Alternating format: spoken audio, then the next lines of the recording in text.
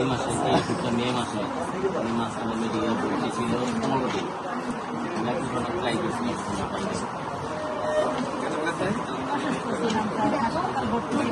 হাসপাতালে ভর্তি থাকলে দিনে 3 বার পানির বোতলে মিক্স করে না খাই দিতে হবে সকাল থেকে।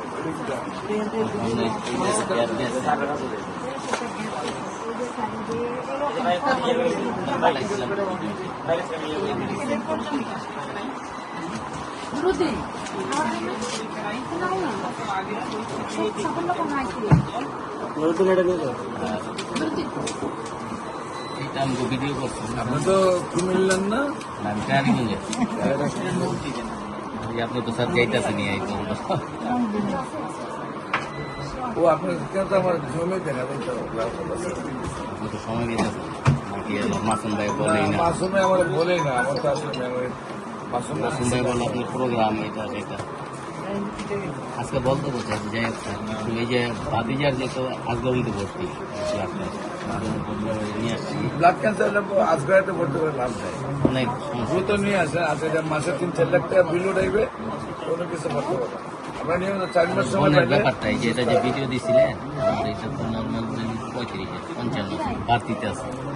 এখন এটা কি এই মাস পরে পরীক্ষা করবো একটা মাস খাওয়াই দেখবো এটা কিন্তু 6 তাই চলে রানি এখন মাথা ঘুরাইতে আছে প্রেশার আছে তারপরে ভালো আরো ভালো হইতে হবে। আর ভালো হইবে আর নাম কি? সীমা। আর সবচেয়ে বেশি অসুবিধা কি হয় আপনার বর্তমানে?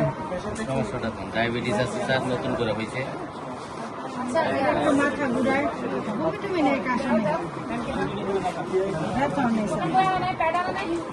খুবই ভালো। ঘুম কেমন হয়? খাবার দিচ্ছে কেমন? আপনার এটা একটু বেশি হইলো আপনি ক্যান্সার মুক্ত। এটা ক্যান্সারের যে র্যাঙ্কসটা খায় এটা থেকে নেমে গেছে। এরপরে আরো ভালো হতো, এখানে 1 মাস খাই নাই। এরপর আরো ভালো হতো। 170 এখন খান না? বললাম স্যার আর কোনো সময় মিস করবেন না। আপনি যদি কোনো না কোনো কারণে যাতে সারাদিন খাইতে পারতেছেন না, সারাদিন ওষুধটা 3 ভাগ করবেন, আধা কাপ পানির সাথে মিশাইয়া সকাল থেকে রাত খাইবেন। আর স্যার যদি এই যে প্রেশার আর ডায়াবেটিস আছে এটার কারণে কি ওই ওষুধ অ্যালোপ্যাথি খাইতে পারবে নাকি আপনি দিয়ে দিবেন? আমি দিচ্ছি তারপর খাইতে পারবে। প্রস্তাব কিলার হয়নি হ্যাঁ পায়খানা কিলার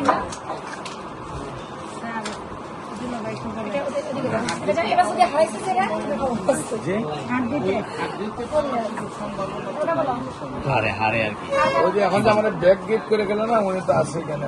উনি কিন্তু পরিকল্পনা মন্ত্রে জব করে পায়ের এই জায়গায়, এখানে পায়ের এই জায়গায় হাড় ভেঙে গেছে ক্যান্সার।